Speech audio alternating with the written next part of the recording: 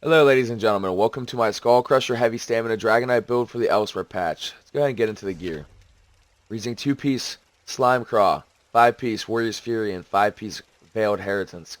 All of our gear is the impenetrable trait, and all of our jewelry is the protective trait. We're using 2 weapon damage enchantments on our jewelry and 1 stamina regen. We're using 2 tri-stat enchantments on our big pieces on our gear, and we're using 5 max stamina enchantments. Those being placed on our shoulders, gloves, chest, belt, and boots. I'm using a Maul of Fury, that's Nirnhone, that has a Berserker enchantment. For my back bar, using Sword of Fury, that's Nirnhone, with double damage poisons. And a Shield of Fury that I'm just using reinforced. Nirnhone's technically better by like 100 resistances, so it doesn't really matter. With a max stamina enchantment. Tested a lot of sets for this build, and wound up settling on this.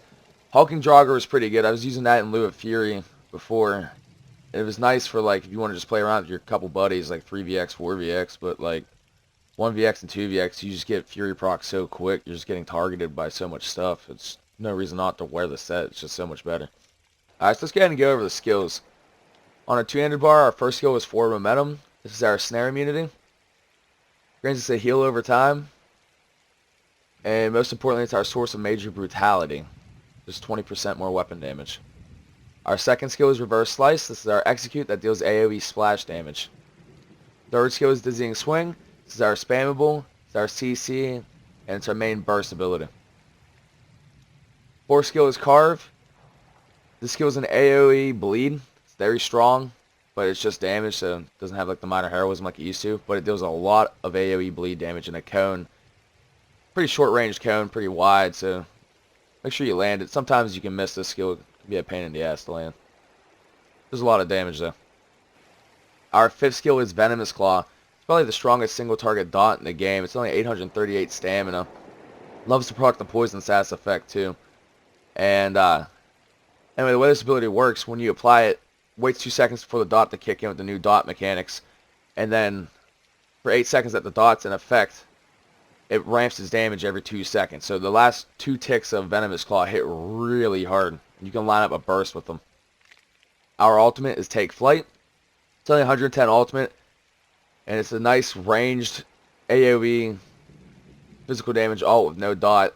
Just pure burst that knocks back and stuns opponents. If you're playing group play, make sure your allies drop their Dawnbreakers first and then you rip your Take Flight so you don't knock the opponents out of your allies' Dawnbreaker ranges. Our first skill on our back bar is Fragmented Shield. It's 4k Magicka. Gives us a worthless damage shield, but the reason why we have this skill is because it gives us major mending, which increases our healing done by 25% for 6 seconds, which is huge, especially with Vigor and Cauterize being really strong. Also, when we activate Fragmented Shield, because it's an Earthenheart ability, we get Minor Brutality for 20 seconds, which increases our weapon damage by 10%. And if we're in combat when we cast as well, we'll get 3 ultimate, which is whatever. And we also get 990 stamina back as well. Keep that in mind. Vigor, you know what it is if you're on this build video. Stamina heal over time, 5 seconds. Use it proactively, like a Mag Sorc would with their shields. So right before you're about to go on the offense, you want to cast Vigor, and then try to kill somebody. You'll be pretty much protected for your entire burst rotation. Third skill is Cauterize. This is new to stamdk's toolkit for the Elsweyr patch. It's only 2100 magic and is an extraordinarily strong heal that comes back around every 5 seconds. It's insane. And this ability now scales with your highest offensive stats, which just gave it to stamdk, and it's gnarly.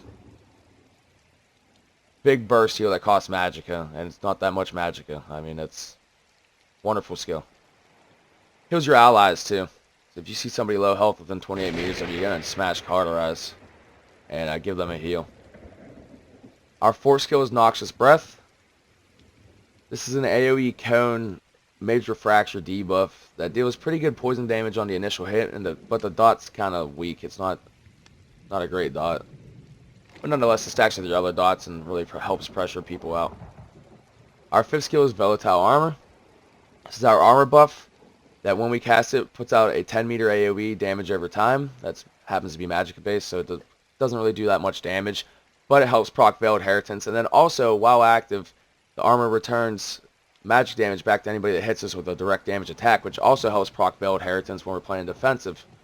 It allows us to keep doing damage.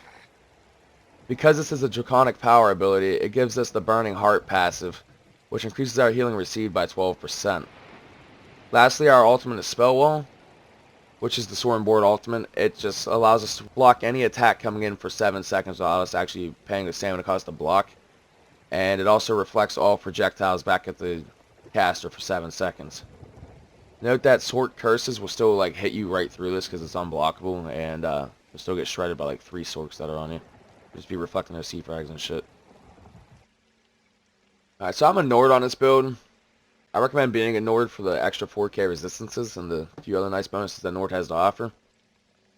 But if you play in a group, roll an Orc, pick up that extra weapon damage and max stam, just run around and dome kids.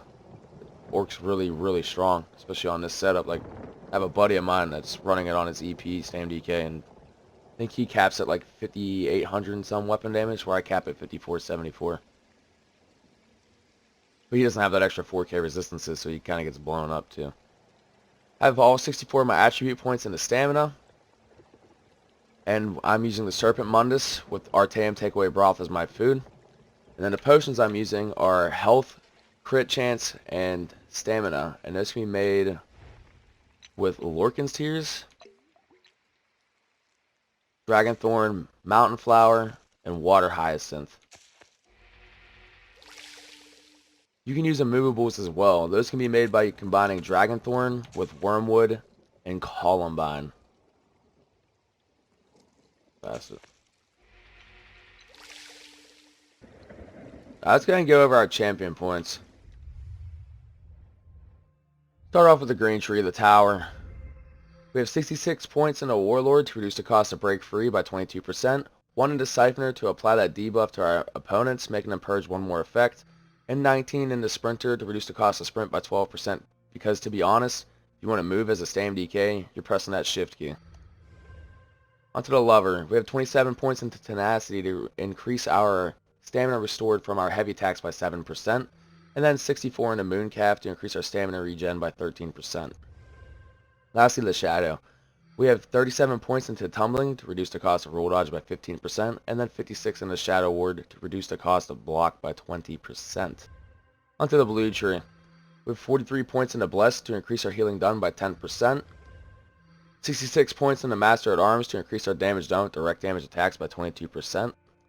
And lastly, the Ritual. We have 23 points into Thaumaturge to increase our damage done with our dots by 10%. 44 into Precise Strikes to increase our crit damage and critical healing with our stamina-based abilities by 17%.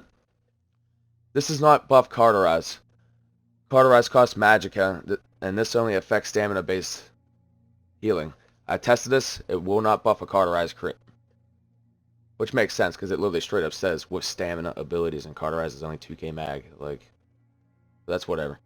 So that's buffing our Vigor, our damage, and our forward momentum hot. 38 into Piercing to increase our physical penetration by 3,250, and then 56 Mighty, increasing all of our stamina-based damage done by 12%. For the Red Tree, the Steed, I have 66 points into Ironclad, reducing our direct damage taken by 22%, and 40 into Resistant, increasing our critical resistance by 1,057. Under the Lady, I have 40 into Thick Skin, reducing our dot damage taken by 16%. This is important when fighting Templars and people using Soul Assault and Bow Alts, because you just take a ton of damage against those abilities. And then 43 into Hardy and Elemental Defender, pretty much reducing all of our damage taken into game by 10%. For the Lord, I have 37 into Quick Recovery, increasing our healing received by 9. And then 1 into Heavy Armor Focus as a throwaway point, giving us 105 more extra physical resistance. Now let's go ahead and go over our rotation. Firstly, you're going to cast Forward Momentum, Bar Swap, Volatile Armor, Frag Shield, Cauterize, Vigor, run up on your target, Light Attack Noxious Breath, Bar Swap, Light Attack Venomous Claw, Light Attack Carve. You can come back to the back bar here and cast another Vigor if you want. It'll get buffed by your Berserker enchantment too. If you feel like you're going to need it, like if you have 3 or more people around you, go ahead and then, like, after you apply your 3 dots, just come back, put up another Vigor, and then go back onto your front bar and start raining D-swings. But if you're only fighting one person like this, target dummy, just go ahead and buff up. And Noxious Breath, Venomous Claw, Carve. I'm not pressured, so I'm just going to do light attack D-swings. Say he's low health, just reverse slice. You can throw a dunk in after one of them dizzying swings too. Usually after the first one, you just get straight into a dunk and blow up pretty much anybody in the game. If you see somebody with if you see somebody has like 40k health, you don't want to chain 2 D-swings into a dunk and then reverse slice to victory. The rotation at full speed is going to look like this.